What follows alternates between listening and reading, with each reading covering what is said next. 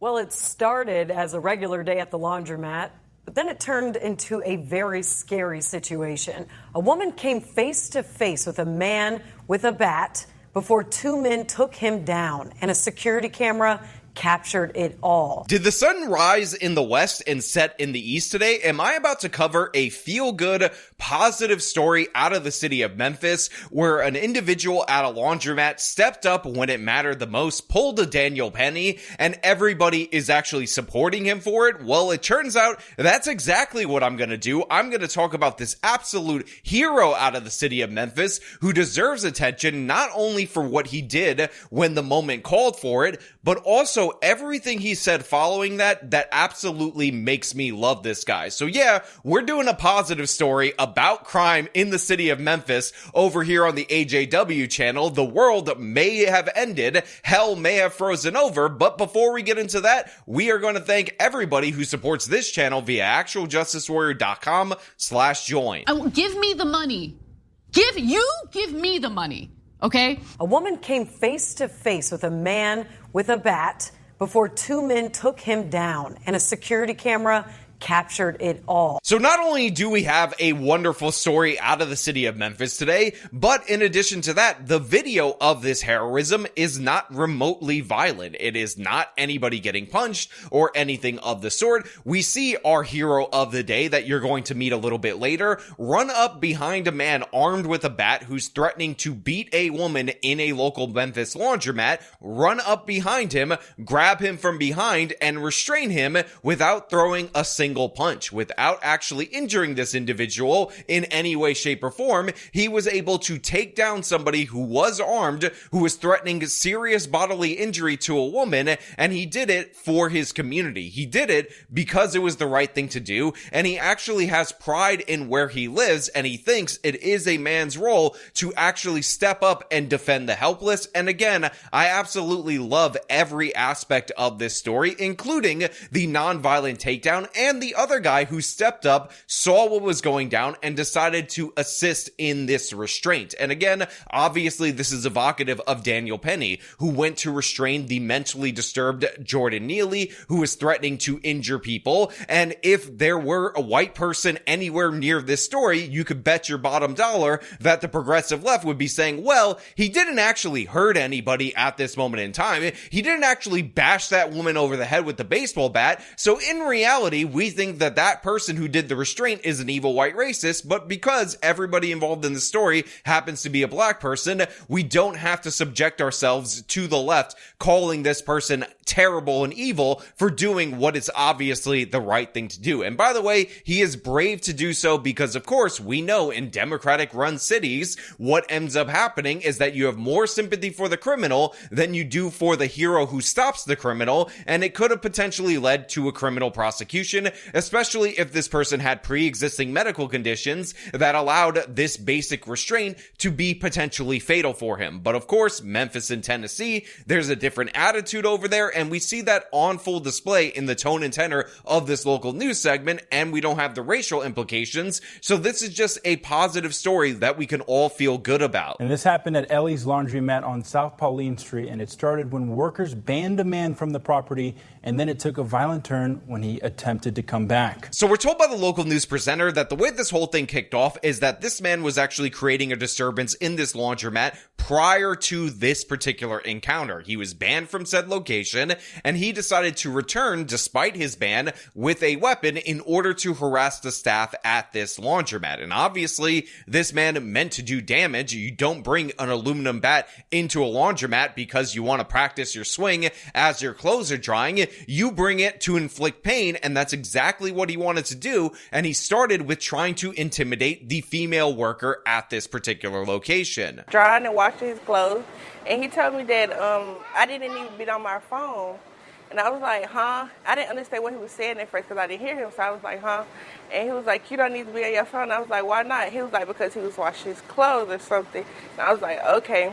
And then he had left. Hendricks says she thought that was the end of it, but minutes later, police say Joseph Lee came back, and this time he was yelling at customers and swinging an orange baseball bat. So already we have the first signs of a potential mental disturbance in this particular individual. Again, very similar to Jordan Neely, where he's acting unusual to start with before he presents himself as a serious threat. So he goes up to this woman who is on her phone while she's working at the laundromat. Now, of course, if we're going to talk about basic standards and employee behavior that do not matter in this particular case because of the level that this guy took it to, I'm going to side with the crazy person for one moment and say, yeah, you don't actually need to be on your phone while you're working at the laundromat. That being said, it's a laundromat. The idea that you are needed all the time for customer interactions, not really a thing. The idea that you should bring a baseball bat in order to teach this employee a lesson, definitely way outside the bounds of reason. But that being said, I am the fairest man in the United States of America,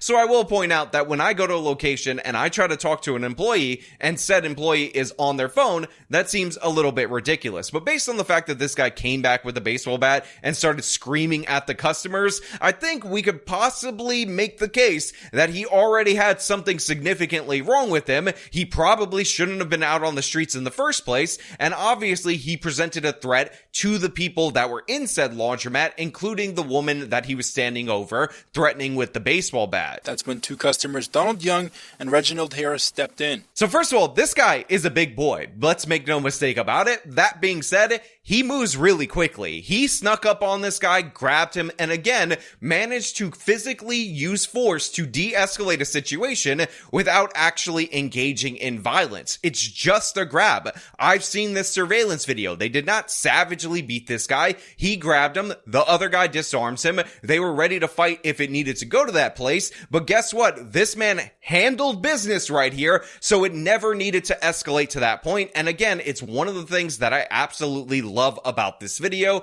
But of course, it is the man who acted that really made me want to do this segment, because the things that he said I actually found genuinely moving. I was glad I was able to hold him down instead of shoot him, because we have enough of that going on in the city, and I think it portrays the city in a negative light. So look, it is not explicitly 100% stated and confirmed by that statement right there, but it appears based on what this man said that he did have a firearm on him. He weighed the options of whether or not he was going to use deadly force to stop him, and he decided he didn't want to do that because too much was going on. So bonus points to this individual right here for carrying, if he was, for being ready to defend everybody in this laundromat, if he was, and then deciding that he wasn't going to go this route because he saw a better path, and a better path to actually preserve life. Now, we talk a lot about people in a negative way who have over sympathies for the criminal, but in this case, this man knew what he was doing. He knew that he could engage without actually causing any harm even to the perpetrator, and he acted accordingly. So in this particular case, I give all the respect and all the love to this guy, because again, he could have acted in this way, but he didn't want to act like a criminal or even be perceived to be acting like a criminal, resolving their disputes in the city of Memphis with the use of a firearm. And I got a lot of respect for somebody who is going up against an armed suspect with a serious weapon that could be deadly if he strikes you in the right place, and deciding that he does not need to match that level of force or overwhelm that level of force. He can use less force on the force continuum by grabbing him, and that would be good enough. And by the way, the other guy who jumped in and got the bat away from him, A+ performance as well. But let's hear a little bit more from this absolute hero. Harris says he never came to the laundromat expecting to be a hero, but he thinks it's everyone's responsibility to help each other. I didn't come in here to be a hero. I came here to wash clothes. Look, I got nothing but love for this guy right there, because he's like, I'm not here to be a hero. I'm here to wash clothes. This is a laundromat. My drawers was dirty, so I came in for that purpose. But the thing is, when you see a need, when that arises, it is the proper thing to do in order to step up. And by the way, this man has obviously been living in Memphis for a while. He basically tells us throughout the course of this segment, but he said that there's a certain level of pride of how the attitudes used to be in the city of Memphis that he wants to bring back by his example. And again, this is why he's not only a hero in that moment, but he has that heroic mindset that I honestly give him all the respect for. But I think you need to interact where you see a need. And it's everybody's job to do that in the community. That's what made Memphis what it was. And while many are calling him courageous, Harris says his heart is with both the victim and the suspect. You know, a lot of people say, well, you know, he's this, he's that. But you know what? My heart goes out to him, too, because I don't want to read about him dead, and I don't want to read about her dead either. I'm tired of seeing that go on in our city. And like I said, you know, we can talk about it or we can do something about it. Look, part of me just wants his statements to just be out there, not add any commentary at all whatsoever. But the man is talking like he's Superman. Like, we all understand what's going on right here. This man is expressing a moral standard that seems to be lost in places like the city of Memphis. And it's not only commendable, but it's something that other people in Memphis should aspire to. How much better of a city would Memphis be if people looked to this guy as an example, rather than somebody who's rapping about criminality or some gang leader or some thug with a baseball bat that's looking to seek revenge on a laundromat owner because she dare tell him to leave. I mean, come on. This guy, A+, first class all the way, AJW stamp of approval for whatever that's worth to him, which may actually be nothing. I got nothing but respect for the guy, and I don't know how many times I'm going to say it throughout the course of this video, but you know what? It's probably going to be a lot. Harris says he hopes this moment helps remind people of what Memphis used to stand for. Back in the day, if they saw you, you know what I'm saying, people intervened. And they even told your parents. There was a thing called pride. There was a thing called morality.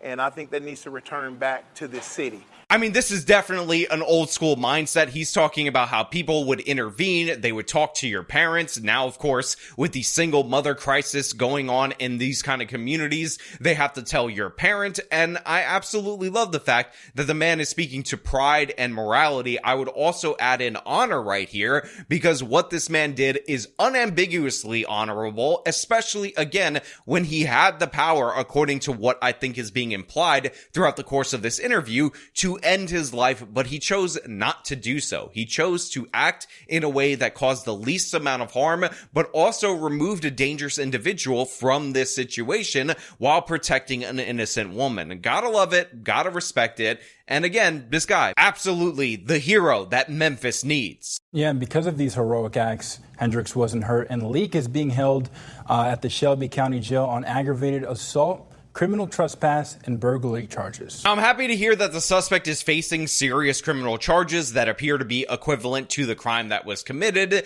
And by the way, you actually find out throughout the course of this local news segment that after the grab, after the disarmament, these individuals actually held the suspect down for 8 minutes before law enforcement ended up arriving, which again, what do you expect in the city of Memphis? This kind of call of an assault at a laundromat doesn't rank anywhere near the crazy violence that you would expect in that city. So yeah, that's a pretty long time for them to hold this guy down. But again, nobody was hurt because this man and the other man, who I wish was also interviewed throughout the course of this segment, stepped up when it mattered the most. Again, feel good story from the actual justice warrior. They happen occasionally. Don't worry, the world isn't ending, but I want to know what you guys think about all this down in the comments below. Is this Memphis' Superman? I think so. Or do you think that the guy with the baseball bat was an innocent Beba Angel Aladdin who was just oppressed by people trying to stop him from bashing that woman's head in? As per usual, if you like this video, show them by leaving a like, subscribe for more content, follow me on my social media, support me via the support links in the description of this video. This has been me talking about a hero in the city of Memphis. Till next time.